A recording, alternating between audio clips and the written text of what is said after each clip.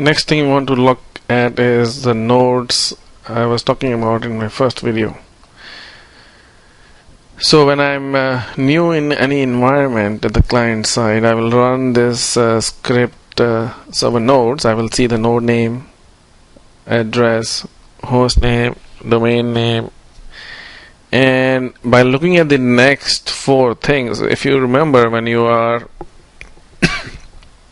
cloning, you will have to see, when the post clone is run, it'll ask you, hey, you want to enable concurrent tier, forms tier, web tier, admin tier. If you watch our patching, advanced conversion, RMAN, ERP on rack, all those videos, you will see that how we use these combinations at different levels. So if you have 4 nodes for concurrent managers, you will enable concurrent managers there. If you have, and you will disable everything else. And if you have apps tier, where you will run the forms and web and admin, you will not enable the concurrent manager there, right? So you have 5 machines for enabling forms and self-service. You have 4 machines for concurrent managers. So all these things can be dealt with, right? So here I can quickly log in and find out where my host is. So let's say they gave you general password, single sign-on password for you to log in, which is like say Apple Manager and Oracle and the password.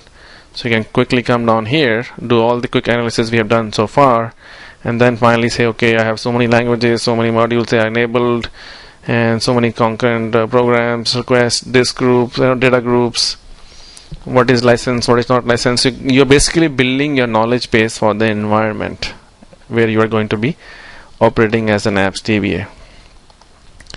And then you're ready to log in. So you want to shut down something, start up something, and so here it will tell you that this is server 22 is my concurrent server, right? And what I will do, I will log into 21 and 22, and I should not see any FNDs programs running on 21, and I should only see them running on 22 and no HTTP process running there. This is R12. So this is remember, in R12 you have 10.1.3 and 10.1.2 Oracle Homes, and in 11i you had 806 for forms, and then you had 8.1.7 for Apache. Here we have 10G AS based 10.1.2 on 10G AS 10.1.2 for forms and reports, and then 10.1.3 for Apache.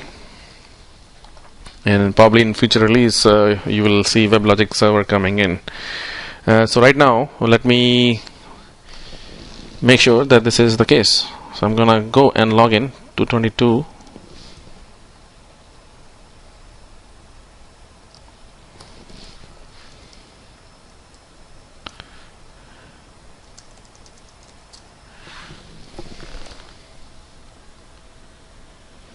So here our system is saying 22 should be concurrent tier, right? So server nodes. First let me tell you where the data is coming from.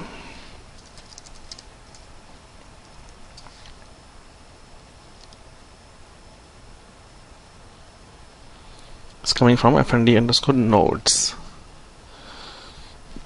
and I'm selecting support CP forms. So it's saying that does this FND node table support has FND nodes table has, well, let me put it this way, that this FND nodes will tell you all the node names, and then you can look into this the various columns and say, hey, does a specific node support concurrent tier, forms tier, web tier? That's what we see in the output right here. So 22 should be only concurrent manager tier. So how do I check? If I just do ps minus ef grep fnd, you should see fnd liber processes here. So that proves that point. Now if you have a shared environment, you have 10 different instances here. it will not prove the point. But in this example, this is the node we have. Now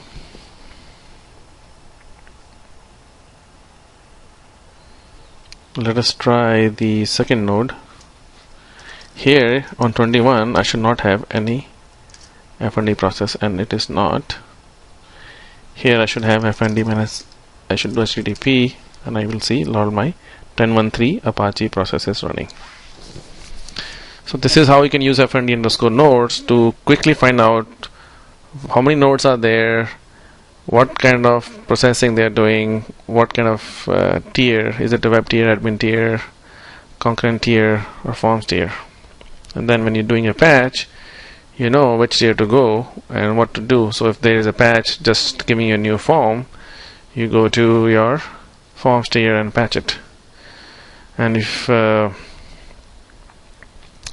I think that's it.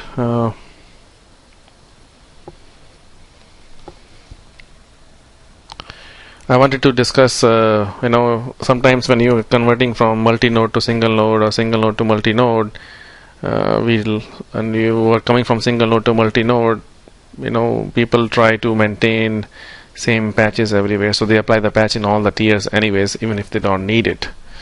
So that's what I was trying to say. So I think you can decide that as an Apps DBA what you want to do, but logically speaking, when you're doing a patch, it will tell you apply on all the tiers, or you would apply on admin database tier, concurrent tier, forms tier. If you're not sure, you can apply on all the tiers, and then it knows, it will log in and check internally anyways, and it will put the files into appropriate directories.